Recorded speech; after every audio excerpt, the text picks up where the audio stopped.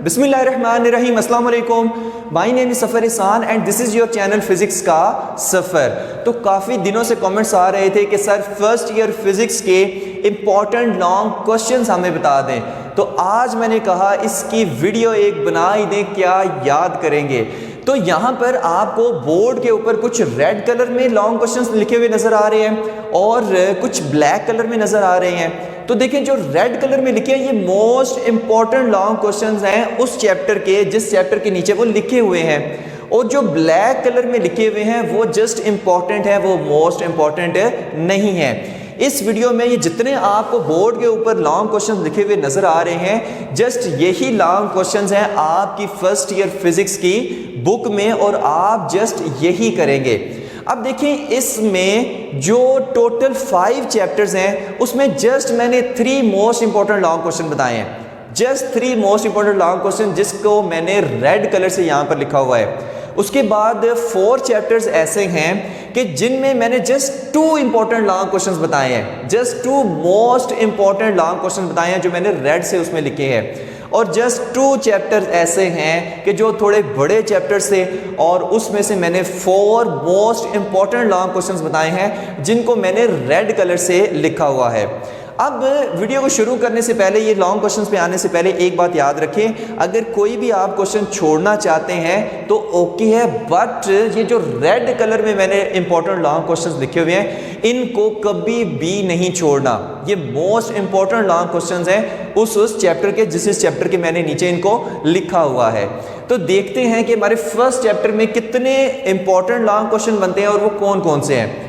देखिए, chapter number 1 में सिर्फ 2 मोस्ट इंपॉर्टेंट लॉन्ग क्वेश्चन है, बल्कि 2 ही लॉन्ग क्वेश्चन है, ठीक है, तीसरा लॉन्ग क्वेश्चन कोई है ही नहीं है। तो कौन कौन सा है? डायमेंशन एनालिसिस और सिग्निफिकेंट फिगर्स, ये 2 इंपॉर्टेंट लॉन्ग क्वेश्चन हैं और अक्सर फर्स्ट चैप्टर में से लॉन्ग क्वेश्चन नहीं आता।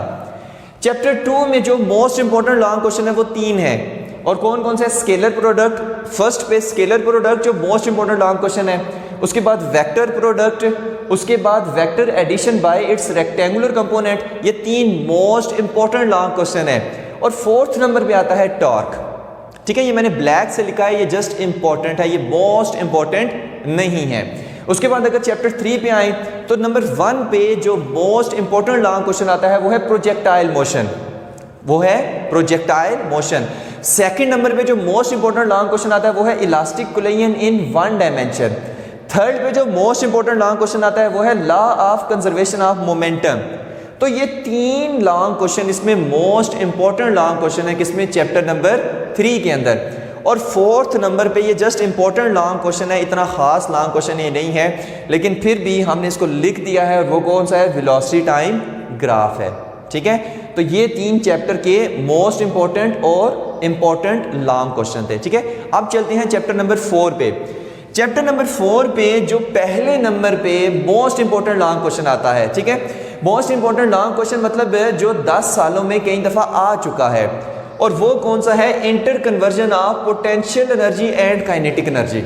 ये पहले नंबर पे मोस्ट इंपॉर्टेंट लॉन्ग क्वेश्चन आता है। नंबर 2 पे कौन सा आता है? Absolute potential energy. नंबर 3 पे आता है work done by gravitational field. अब ये जो 3 रेड कलर से मैंने लिखे हैं ये मोस्ट इंपॉर्टेंट लॉन्ग क्वेश्चन है चैप्टर नंबर 4 के अंदर। 4 नंबर पे आता है work done by a variable force, ठीक है, ये भी इंपॉर्टेंट लॉन्ग क्वेश्चन है। तो इसमें ये 4 जो है ये आपने लॉन्ग क्वेश्चन करने हैं। चैप्टर नंबर 5 पे आए तो जो मोस्ट इंपॉर्टेंट 3 लॉन्ग क्वेश्चन है जो काफ़ी दफ़ा फाइनल एग्जाम्स में आ चुके हैं, वो उनको मैं most important long question consider करता हूँ। और यहाँ पर कौन सा? Rotational kinetic energy of disc and hook, most important long question, बल्कि बहुत ही इंपॉर्टेंट लॉन्ग क्वेश्चन। इसमें जो है वो किस तरह से पूछेगा?